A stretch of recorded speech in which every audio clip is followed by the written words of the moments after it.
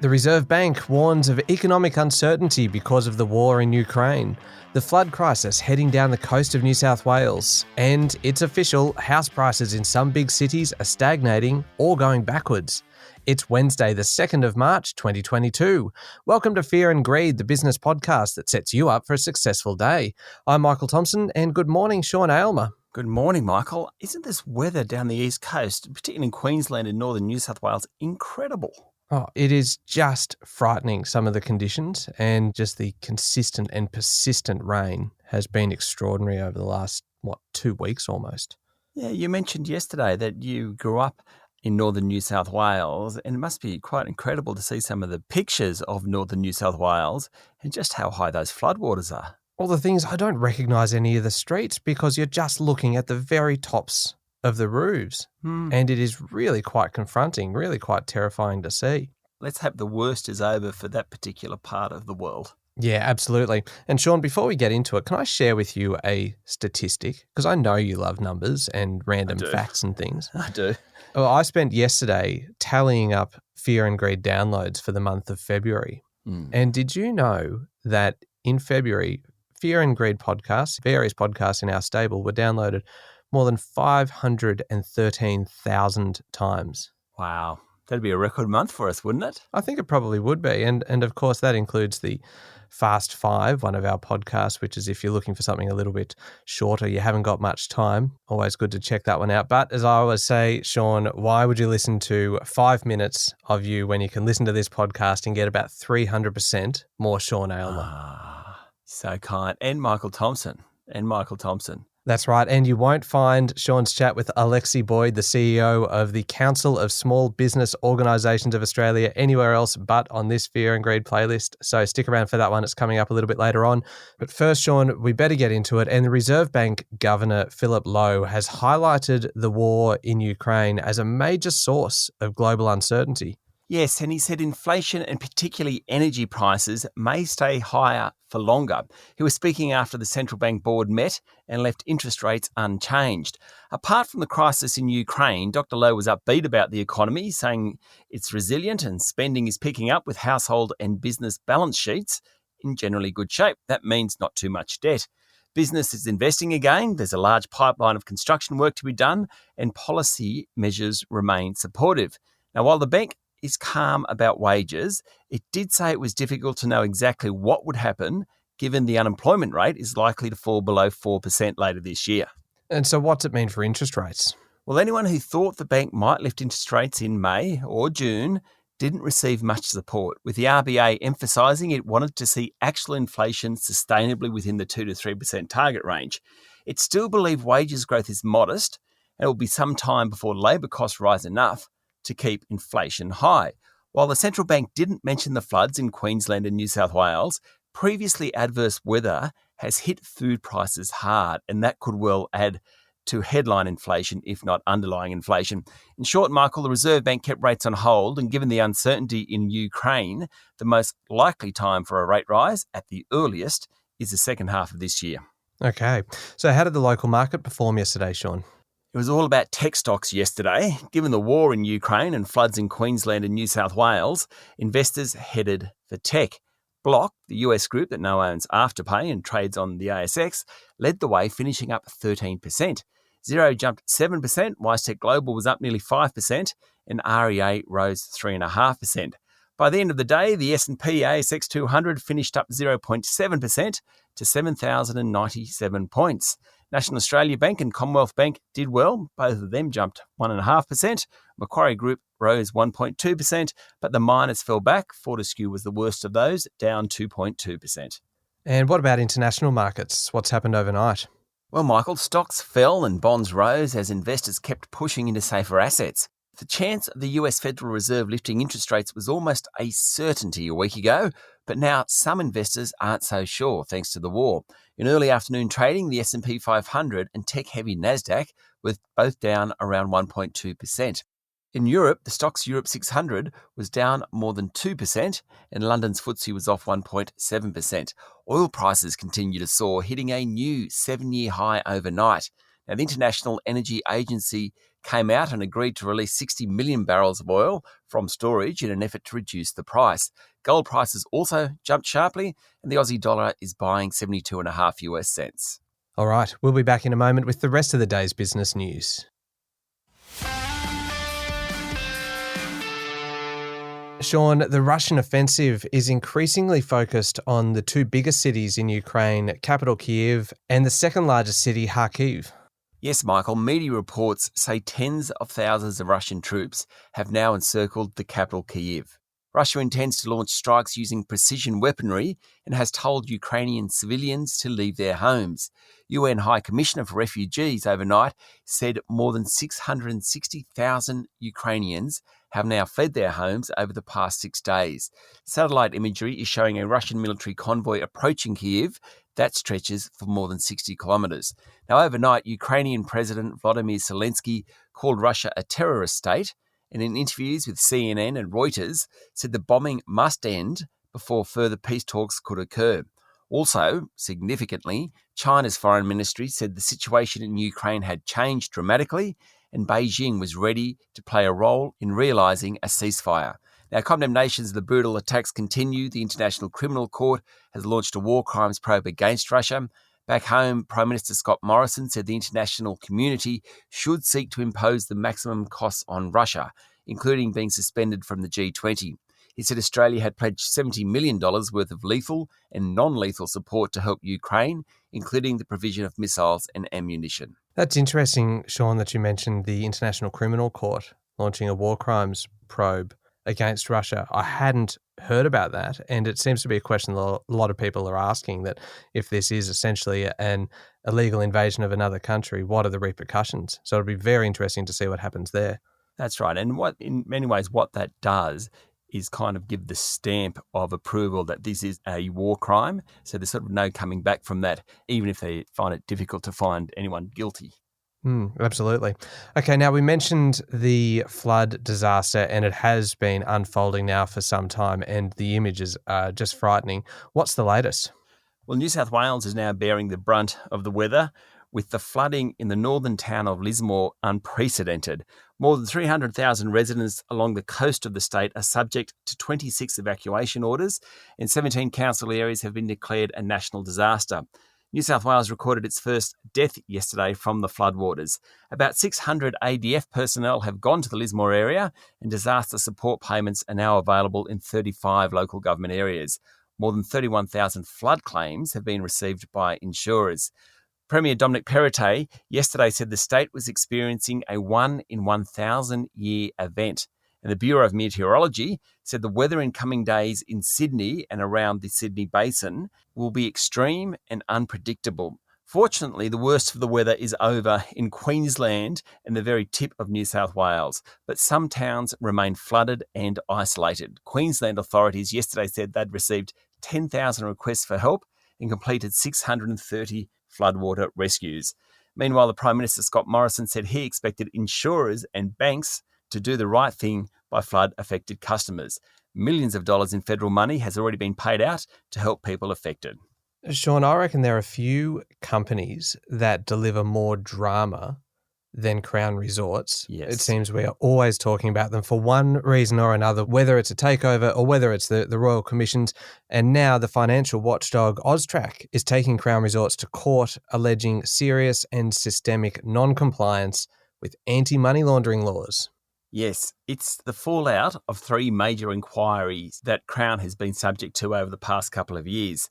The group's Melbourne and Perth casinos face the allegations, and the boss of AUSTRAC, which stands for the Australian Transaction Reports and Analysis Centre, let's just stick with AUSTRAC, the boss of AUSTRAC said non-compliance was widespread and serious. It comes after it emerged in the Victorian Royal Commission that hundreds of millions of dollars had been laundered via the Melbourne casino and had been going on since 2014. Crown said it's overhauled its anti-money laundering procedures since the commission. AUSTRAC is also investigating Sky City Adelaide and the Star Group. Now, Crown's share price was down yesterday to $12.37. That's still well below the $13.10 bid from private equity group Blackstone. A little over 2 weeks ago, Crown's board recommended the offer, although James Packer, who holds 37% of the company, is yet to say whether he supports the bid. When the share price is so far below the offer price or the bid price, you wonder what's going on. Okay, now we mentioned this one, Sean, at the start of the show. Property research group CoreLogic says the property market is stalling, although, as always, real estate prices pretty much depend on location. Location. Exactly.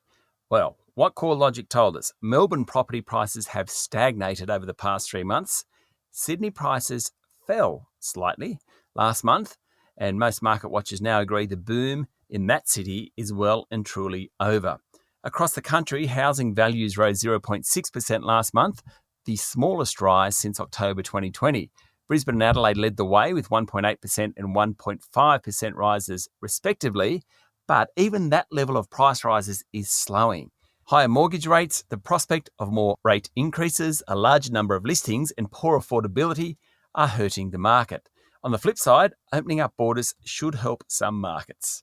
And just a quick one, Sean, Commonwealth Bank will sell a 10% shareholding in a Chinese bank, the Bank of Hangzhou, for $1.8 billion. Yes, it's held a share since 2005. Australia's largest bank will retain a 5.57% stake until 2025. Now, the bank said it was part of its strategy to focus on its core business in Australia and New Zealand. Do you think, Sean, and this is a pretty broad question, but do you think what's going on in Russia is going to make CEOs think differently about foreign holdings in companies? Yes, for sure. I mean, certainly it introduces sovereign risk. I doubt this sale had anything to do with Russia, but if you're a large Australian corporate, the war in Ukraine will make you reconsider investments in any less friendly territories, places like Russia, obviously, and to some extent China. I mean, the Future Fund has said it will wind down its $200 million exposure to companies listed on the Moscow Exchange. Fortescue Metals chair Andrew Forrest said his company's renewables arm would pull back from green projects underway in Russia. Aware Super said it had taken steps to sell down its Russian assets. Treasury Wine Estates paused shipments to Russia.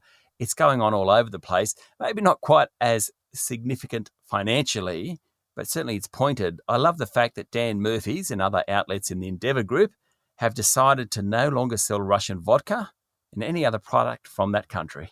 Oh, it's good to see them taking a stand. I like that. Absolutely. And finally, Sean, the latest intergovernmental panel on climate change from the United Nations has some pretty scary commentary. Yes, this is among the most reputable of the reports in the climate change debate. The latest report says nearly half the planet's population are highly vulnerable to a devastating array of climate impacts, and the time has nearly run out to ensure a livable future for all. Species extinction, ecosystem collapse, insect-borne diseases, deadly heat waves, megastorms, water shortages, and reduced crop yields are now all measurably worse due to rising temperatures. UN Chief Antonio Guterres says it's a damning indictment of failed leadership that is nothing short of criminal. If you really want to be spooked about the climate debate, read this report.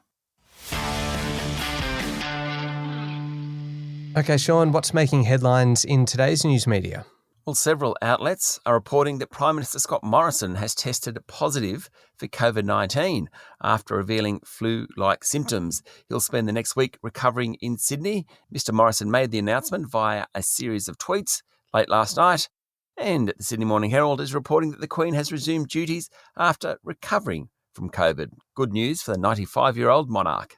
All right, running through some of the other stories around today. Australian companies, Sean, are sitting on a record $246 billion in cash, according to a report by CommSec.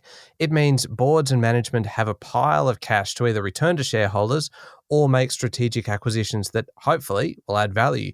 Cash on hand is more than double what it was pre-pandemic, and that's why there's going to be so much corporate activity this year. A great year for fear and greed. Great year for fear and greed, I agree. Internet outages hit much of Tasmania yesterday after 2 of the 3 subsea cables connecting the Apple Isle sustained damage. Telstra, which owns and operates the 2 affected cables, said it believed one was cut during civil works and it's assessing the damage on the other, more remote cable. British giant Shell will buy a 49% stake in renewable energy group Westwind Energy Development, which could aid its push into energy retailing in Eastern Australia.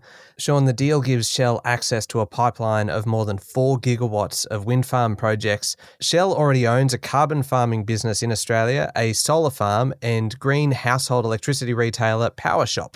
It's really interesting, Michael, how Shell and Total, which is a French giant, are morphing from these big coal-fired power generating companies to renewables much faster than the Australian companies are. It's really interesting to watch how they are changing over time. They obviously know where the future is.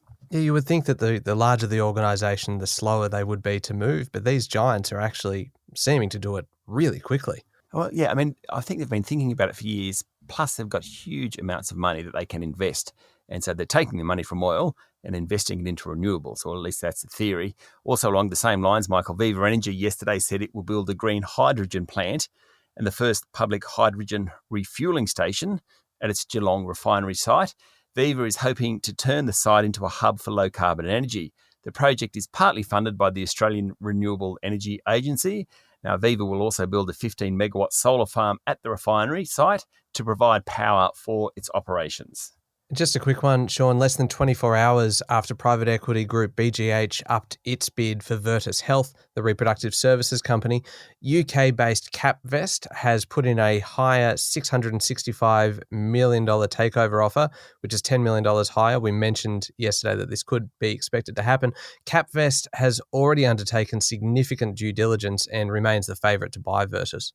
And finally, ANZ Bank, which has been a perennial underperformer in the local mortgage market, has restructured its retail and commercial divisions and appointed Miley Carnegie to run the retail business, combining her current technology role into it. Ms. Carnegie ran Google in Australia until she joined ANZ in 2016. It puts her in the running for the CEO role when current boss Shane Elliott eventually leaves ANZ. All right. Now, what's the key overseas news this morning, Sean? Hong Kong is planning to enforce a lockdown to ensure a mandatory COVID-19 testing drive planned for this month is effective, according to local media reports, as the worst virus outbreak in the city so far continues to grow. Now, testing of the city's 7.4 million people will start after March 17. Officials want to test the whole city 3 times in just 9 days. Incredible. It's extraordinary. And Bitcoin is mounting something of a comeback after a pretty tough year so far. One Bitcoin pushed beyond $44,000 yesterday, and it appears that the war in Ukraine is encouraging demand for cryptocurrencies. Cryptos, and particularly the big ones like Bitcoin and Ether, are considered by some as hedges against inflation.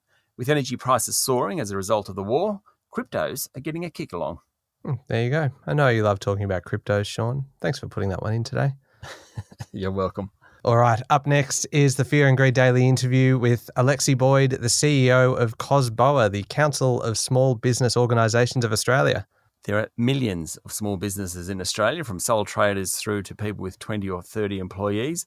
Alexi runs through some of the challenges they've got, how the government's helped, and kind of what else is needed. And of course, if you want the labour market to boom, you need small businesses employing people. Great chat with Alexi. Yeah, it sure is. It's up next in the Fear and Greed playlist on your podcast platform or at fearandgreed.com.au. Thank you, Sean. Thank you, Michael. It's Wednesday, the 2nd of March, 2022. Make sure you're following the podcast and join us online on LinkedIn, Twitter and Facebook. I'm Michael Thompson, and that was Fear and Greed. Have a great day.